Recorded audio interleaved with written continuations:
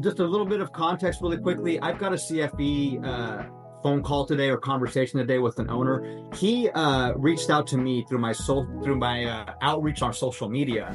I'm looking for a digital marketing company. He replies to me and says, "Hey, I don't own a digital marketing company. I own an e-commerce business. It's a medical uniforms e-commerce business. Okay. But I'm looking to partner with the digital marketing company that can help me grow my business in marketing because it's always hard to find a good digital marketing company. Yep. So he wants to incentivize a digital marketing company to help him grow. He's even said he's looking to partner 50% of his company. So I'm thinking, well, that's a CFE deal. So I had a first conversation with him, and he, basically broke it down. He's about $1 million in revenue, $200,000 in profits, wants to grow it to 2 to 3 million because he feels like the medical industry is growing. He's only at about 60% capacity, so he's got, opportunities to do more throughput. So he wants to basically partner with with a digital marketing company. So I'm having a conversation with him today, and I've got a couple digital marketing companies in the fold that I can bring in. And so this is going to be my first kind of CFE conversation with an owner.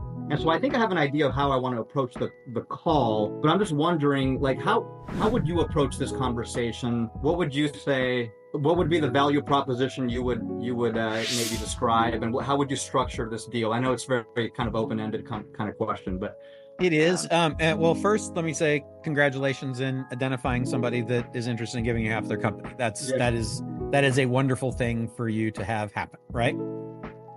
The second thing I would say is it's a good use of your digital marketing agency to do CFE deals to acquire companies by providing one of the most commonly requested services, which is digital marketing services.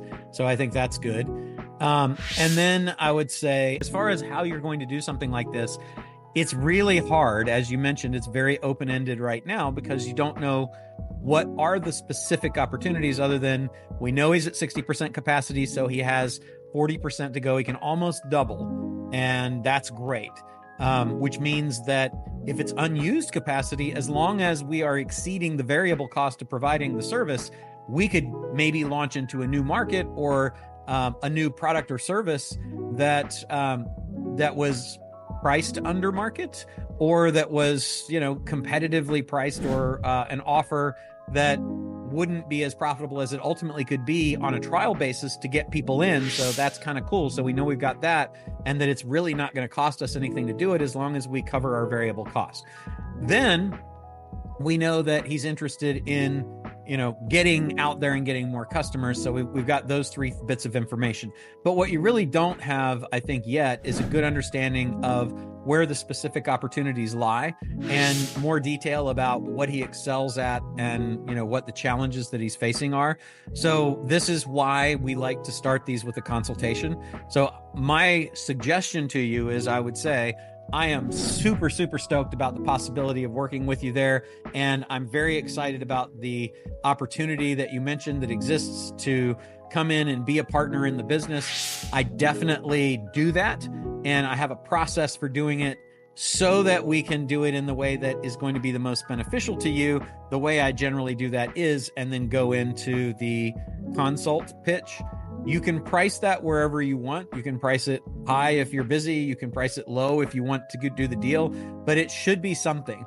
I probably wouldn't do it for under a couple $1,000, to sit down for a couple of hours and say, before we decide that we're going to get married and go off and do this, let's work together. And I'll even credit you, if you want to make this offer, I'll even credit you the investment that you make to do this against what my first draw would be as a 50% partner. But before we decide to be partners, I think you should get a really clear idea, and so should I, of where the opportunity lies specifically and what a plan for taking advantage of it would be. And so I would like to do this consult to accomplish that for you. Now, at the end of the consult, you can take what I've done, and I guarantee you that you'll get 10 times the value of the investment that you made in it. Or you can decide that maybe you would like to have me work with you to do it. But I think that's probably the best place for us to start. When you do that and go through that consult, you'll have so much more information and a so much better idea of how to structure the deal. I mean, if he's offering you 50%, then that's great. I would probably want that to be, based on my experience, I would want it to be 50% of the greater of 50% of profits, or some fixed amount for you to come in. I'm guessing that he's on a draw of some sort, so maybe it would be an equal draw to what he was taking. I've done a lot of deals like that, so maybe he's taking out 10 or 20 or 30 grand a month. Then I'd say, I would come in and do the same, assuming that the profits are there above what he's getting right now to do it, and then 50% of the equity in the company. That would probably best, depending on the value of the company right now, be done as a profits interest or phantom equity, as opposed to actual equity, because of the tax consequences. So that's a very high level of how I might think about structuring it going forward, but a very specific what I would do next, so that you can have the information you need to structure it the best way. Does that make sense? Yeah, that's helpful. So start with the consultation first, which I know is what you like to do before you ask for equity. And I was going to kind of just ask for equity up front here in this conversation, but I was worried about it, because I'm like, well, is he even open? We don't really know each other that well. So we don't really have we've spoken once before. We don't have a relationship necessarily.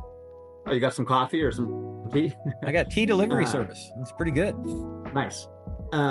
And so I'm like, is he going to give up half of his company after one or two conversations? I don't know. So I think, yeah, that makes sense to have a consultation, really kind of understand where the opportunities lie, and really kind of what he's looking for. It's important. It's also important because you don't know, like, he may be a rat's nest of terrible things, right? There may be liabilities you don't know about. Maybe, he's just a nasty manager. Maybe, it's a eat what you kill, environment, and you're a kumbaya guy. It just, like, you really want to find alignment first, because when you're talking about being in business with somebody, it's really important to be in business with the person that you get along with, that you kind of have the same shared values and you're aligned on those things. Because if you're not, it can frequently, as a recovering attorney, I can tell you, it can frequently end up in litigation, and, maybe he's sued the last 5 people that he's been in business. You don't really know, because everybody puts on that wonderful mask of who they want you to think they are the first couple times you meet. It's hard to keep that mask on during a consult, because you'll challenge them a little bit, and you'll see the mistakes that they've made. You'll see the opportunities they've taken advantage of. You'll see the way that they treat people. I think it's really important to do that consult. Yeah, this really clarifies it for me now moving forward. So yeah, perfect. I appreciate it. That's very helpful. Thanks, Roland. You're very welcome.